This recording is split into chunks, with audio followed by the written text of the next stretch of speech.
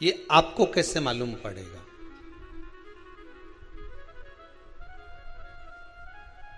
पितृ भूखे हैं, इसका तो वर्णन हमने पहले कर दिया कि रात्रि को जब आप सोने के बाद में 1-1.5 घंटे बाद अगर आपकी नींद खुल जाए, 1 घंटा 1.5 घंटा आप सो लिए, उसके बाद जो नींद खुली तो 1-1.5 घंटे तक अगर आपको नींद नहीं आ रही है, रात्रि को सोने के बाद में 1 घंटे बाद जब उठे तो आपको प्यास लग गई,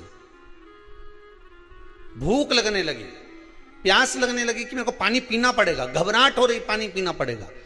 1-1.5 घंटे सोने के बाद अचानक नींद खुले और आपको प्यास लगे, समझ लेना आपके पितृ भूखे हैं और प्यास है।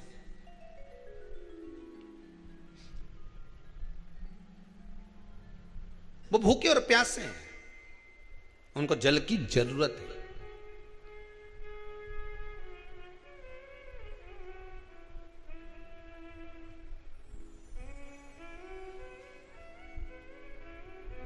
किसी भी नदी में, सरोवर में, कुंड में, बावड़ी में, तालाब में, आप तीर्थ में जाकर जब स्नान करते हैं तो स्नान करने के बाद एक काम का नियम बना लो कि अपने हाथ की अंजलि में जल लेकर अपने पूर्वजों को देना।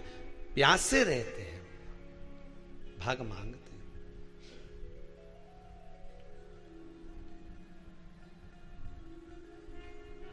भाग प्राप्त करना। 3 वृक्ष पितरों के तुल्य हैं।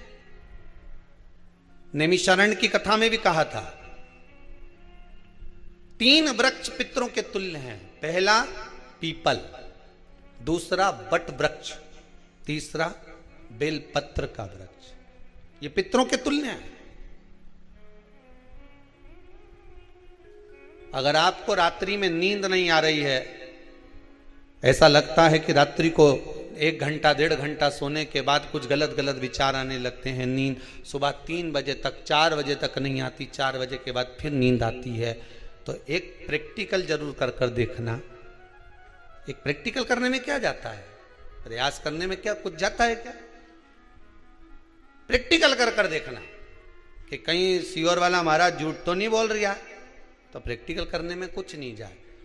1 लोटा पानी लो, उसमें थोड़ा सा कच्चा दूध डाल लीजिए, श्राद्ध पक्ष चल रहा है, बेलपत्री का पेड़ या पीपल का पेड़ या बट का पेड़, इन पेड़ के नीचे ले जाकर उस दूध को दोपहर में सुबह 10 बजे से लेकर 12 बजे के बीच में ले जाकर चढ़ा दीजिए। रात्रि को फिर ना आपको प्यास लगेगी, ना भूख लगेगी, नींद एक बार लगी तो सुबह ही खुलेगी। प्रैक्टिकल करने में क्या जाता है? पानी डालने में तुम्हारा कुछ जाएगा? अरे बोलो तो सरी, हमें 10 रुपया का दूध जरूर उसमें, और तुम इतनी चतुर हो, इतना सारा दूध थोड़ी डालोगी, तुम 2 चीज़ डालोगे।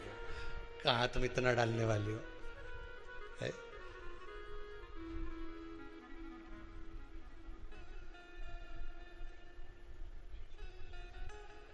कहा बहुत चतुर चतुर लोग हो रहे संसार में हो। भले पूजन पाठ नहीं करे, पर कहीं का एकदम मिलने आ जाए ना, क्या अम्मा जी है क्या, पाठ कर रही है, फिर वो भी बैठ गई तुरंत, अभी तो सोई थी,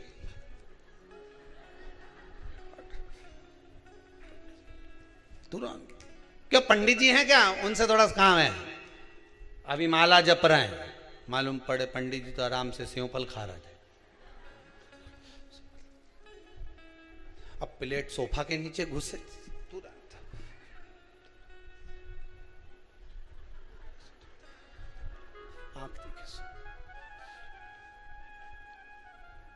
प्रैक्टिकल करने में क्या जाता, कुछ भी नहीं बिगड़ेगा। ये तो बस जल डालोगे तुम्हारा ही कुछ अच्छा हो सकता है, बाबा की कृपा है।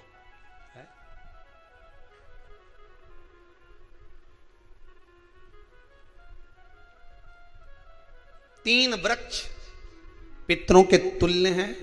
पहला जम के बोलिए पीपल, दूसरा बट वृक्ष, तीसरा बेलपत्री का वृक्ष। तीनों पीपल के वृक्ष में 52,000 ब्राह्मण एक साथ निवास करते हैं, इसलिए पितृतुल्य है। बट वृक्ष ब्रह्मा जी के मस्तक से बना, इसलिए पितृतुल्य है। और बेलपत्री का वृक्ष माता पार्वती जी के अश्रु से बना। जब आंसू गिरे थे माता जगत जननी जगदम्बा पार्वती के, उस समय पर पितृलोक में हलचल उत्पन्न हो गई थी। हमारी नातिन की आंख में आंसू कैसे आ गए? मैनावती की पुत्री है,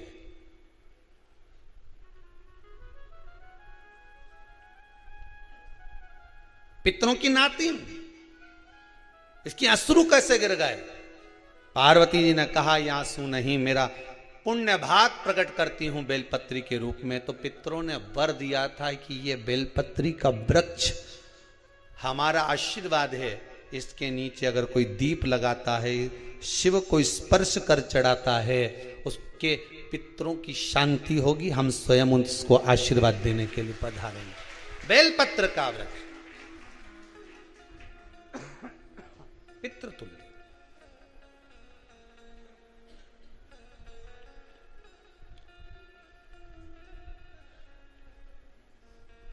तो रात्रि को अगर भूख लग रही है, प्यास लग रही है, तो पितृदोष। दूसरा पितृदोष का लक्षण बताया, घर में कोई शुभ कार्य ना हो, वंश की वृद्धि ना हो।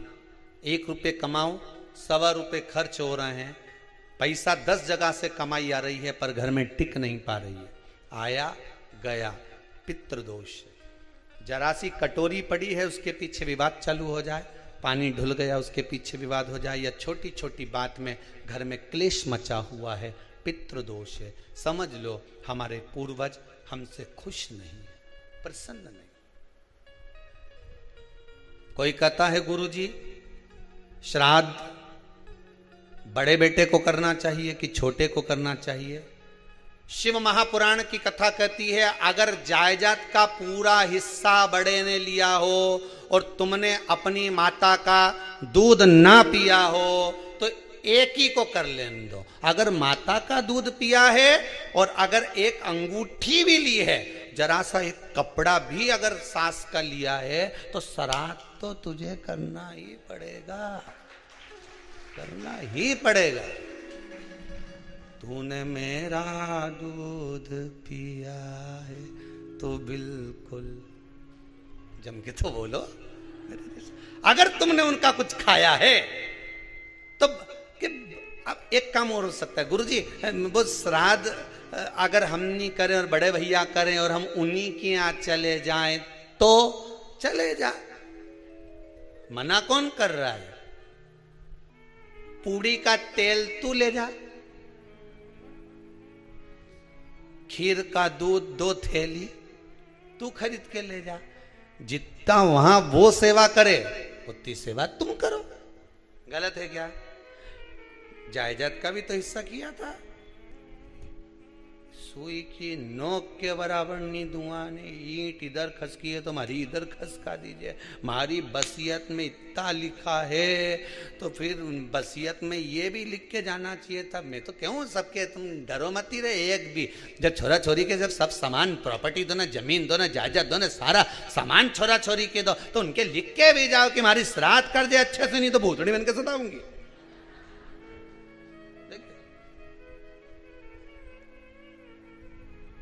श्राद्ध करो। कितना दिया तुमको? बोलो, ईमानदारी से बोलना, कितना दिया? ढेरों। और एक बात बहुत अच्छे से कहूंगा, आप लोगों के जीवन में उतरे। अगर मायके में भाई, मायके में भाभी, मायके के लोग अगर आपके माँ बाप का श्राद्ध नहीं करते हैं तो बेटी भी अपने माता पिता का श्राद्ध कर सकती है। उसने भी दूध पिया है अपने माता पिता का, पर वो श्राद्ध का भोजन कौन कराएगा? बेटी का पुत्र हो, बेटी की पुत्री हो, वो कराए। और नाम वो नाना नानी का ले ले करे। अगर वो नहीं कर रहे हैं, वो नहीं संभालते, वो नहीं जानते, तो आप करो, तो करे। 2 भाग होते हैं। जब एक रोटी गाय के मुख में दी जाती है, गाय के मुख में जब हम रोटी देते हैं, एक रोटी जब देते हैं या तो गाय के मुख में 16 श्राद्ध में जब रोटी देते हैं तो रोटी को बीच में से तोड़कर, रोटी का जो भाग होता है उसको, मतलब ऊपर से फुलका का परत नहीं निकालना है, रोटी जो सीधी सीधी है ना, जैसे ये रोटी है तो इसको बीच में से तोड़ लिया, 2 भाग विभाजित कर लिया, नीचे वाले भाग में भी थोड़ा सा गुड़ शक्कर रख लिया, ऊपर वाले भाग में भी गुड़ शक्कर रख लिया, एक के ऊपर एक रोटी को रख लिया, वो गाय को दी। तो अपन श्राद्ध पक्ष में 2 पूड़ी का प्रमाण है कि गाय को 2 रोटी दी जाती है, कुत्ता को 2 रोटी दी जाती है। 2 पूड़ी रख के देते हो कि नहीं देते? आप लोग तो देते होगे, 2 पूड़ी के ऊपर पूड़ी रखकर, थोड़ा सा मीठा रखकर, नमकीन रखकर, कुत्ते को भी देते, 2 पूड़ी तोड़कर कागा को भी देते हो। 2 पूड़ी का प्रमाण कहां से आया? 2 भाग रोटी के टुकड़े का प्रमाण कहां से आया? श्राद्ध पक्ष में ही ऐसा क्यों किया जाता है? बाकी के समय पर तो कोई ऐसा 2 पूड़ी का प्रमाण ही नहीं, पर श्राद्ध पक्ष में ये क्यों कहा जाता है कि पूड़ी के ऊपर पूड़ी रख दे, उसमें मीठा रख दे, खीर शक्कर रख दे, गाय को दिया, कुत्ते को दिया, कागा को दिया, ऐसे क्यों कहा जाता है? उसका कारण क्या होता है? उसका केवल एक कारण है, जो नारी ने भोजन का निर्माण करा है, जो घर की बहू भोजन बनाई है, जो घर की बेटी ने भोजन बनाया है, घर की माता ने भोजन बनाया है। महाराज, पिता पुरुष एक कुल को तारता है, बेटी 2 कुल को तारती है। जब श्राद्ध पक्ष में 2 भाग रोटी के कर गाय को देती है तो 1 भाग तो उसके ससुराल वालों को मिलता है।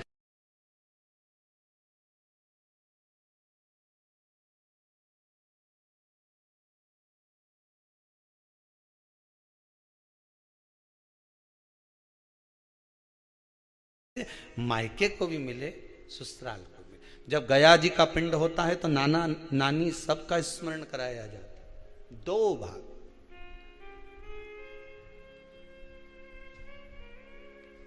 पुण्यता प्राप्त। अब लोगों को मालूम तो है नहीं कि 2 पूड़ी क्यों रखते हैं, उसका कारण वर्णित है शास्त्रों। दोनों पक्ष तारने के लिए, दोनों पक्ष का स्मरण कराने के लिए। महाराज, बिंदु प्रेत योनि में पड़ा, चंचुला देवी उनके मोक्ष का प्रयोजन कर रही है, प्रयास कर। क्या करा जाए कि इनको मोक्ष मिल जाए? कहा शिव महापुराण की कथा। पार्वती मैया की सहेली बन गई और पार्वती मैया ने शिव महापुराण में प्रेत योनि से मुक्त होने के लिए कहा, तुम रुका जी के यहाँ जाओ, देवऋषि नारद के पास जाओ। नारद जी ने तुमरुका जी के पास भेज दिया। क्यों? नारद जी जानते हैं मैं कथा नहीं कह सकता, मैं कथा सुन सकता हूं पर कह नहीं सकता। कहने के लिए मुझे बैठना पड़ेगा, सुनने के लिए हो सकता है कि मैं चले जाऊं, वापिस आकर बैठ जाऊं।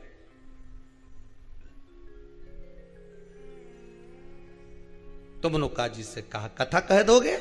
हाँ, कहने में क्या दिक्कत है? मेरे पति को प्रेत योनि से मुक्त करना है।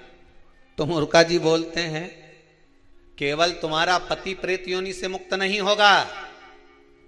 तुमरुका जी ने शिव महापुराण में कहा, सुनो चंचुला देवी, केवल एक व्यक्ति शिव पुराण से नहीं तरता, इस बिंदुक जैसे ना जाने कितने प्रेत इस वायुमंडल में घूम रहे होंगे, ना जाने कितने पितर, ना जाने कितने आहूत, ना जाने कितने वासुक इस वायुमंडल में घूम रहे होंगे।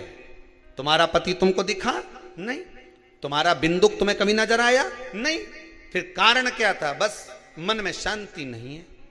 घर में सारा सुख है पर हृदय में शांति नहीं, समझ लो पितृदोष है। क्या करा जाए? फिर क्या करोगे? महाराज, हृदय शांति, हृदय शांति। केवल एक अकेला बिंदुक शिव महापुराण की कथा सुनकर नहीं तरेगा। तुमरुका जी कहते हैं जिस समय पर मैं शिव महापुराण की कथा कहूंगा, सुनो चंचुला देवी, इस संसार के इस भूमंडल पर मृत्यु लोक में जितने भी जीव इस संसार सागर में भटक रहे होंगे, शिव महापुराण की कथा सुनकर वो भी तर जाएंगे। ये अकेली बिंदुक को तारने वाली नहीं है। इस मृत्यु लोक में जो विराजमान, आज भी नियम है महाराज, श्राद्ध का भोजन टेबल पर नहीं कराया जाता। श्राद्ध का भोजन ब्राह्मण को कुर्सी पर बिठाकर नहीं कराया जाता। श्राद्ध का भोजन किसी जाता। श्राद्ध का भोजन आज भी प्रमाण है कि ब्राह्मण के लिए भूमि पर आसन लगना चाहिए और जमीन पर बैठकर कराना चाहिए। तब क्यों? क्योंकि इस भूमि पर बैठकर जब भोजन कराएंगे, इसी भूमि से ना जाने कितने पितृ गए, कितने तर्पण हुए, कितनी तिलांजलि हुई, इसी भूमि से, इस रज से, इस कण से ना जाने कितने जीव चल गए। अब लकड़ी पर या टेबल पर या कुर्सी पर बैठकर ब्राह्मण को भोजन कराने का प्रमाण नहीं है। अब आपका फैशन ज्यादा हो गया तो बात दूसरी है। पंडित जी ऊपर बैठ के खा लोगे क्या? पंडित जी तो बोल देंगे अच्छा है, खिला दो।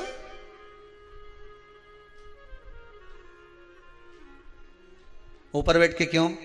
वो झुकने में थोड़ी सी कमर लचक जाए, क्योंकि खीर परसेगी तो झुकना पड़ेगा।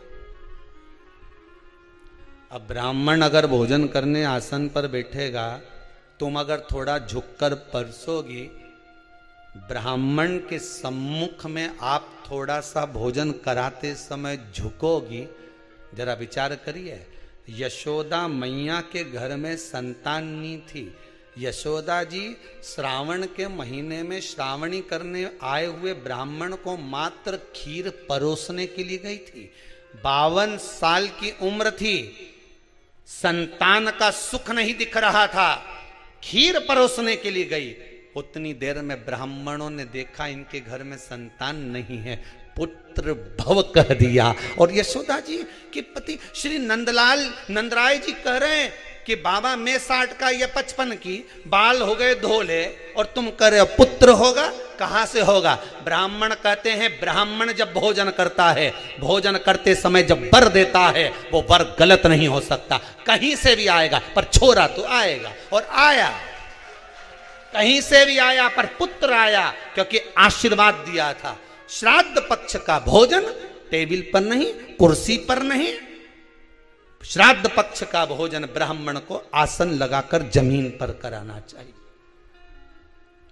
भूमि पर।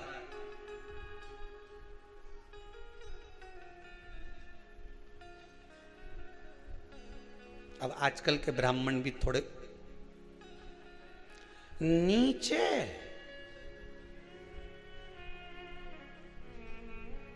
अगर हम टेबल पे ही जिम लें तो जी क्या बोले भी तो क्या बोले, तुम ही बताओ।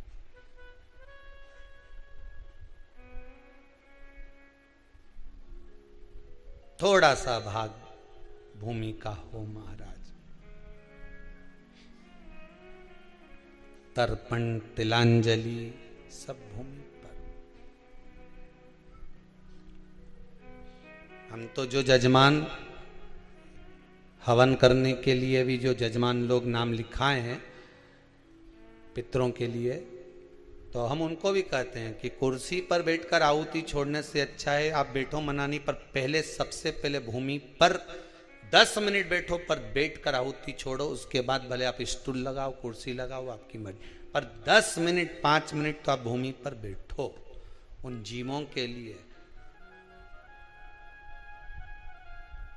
उन जीवों के।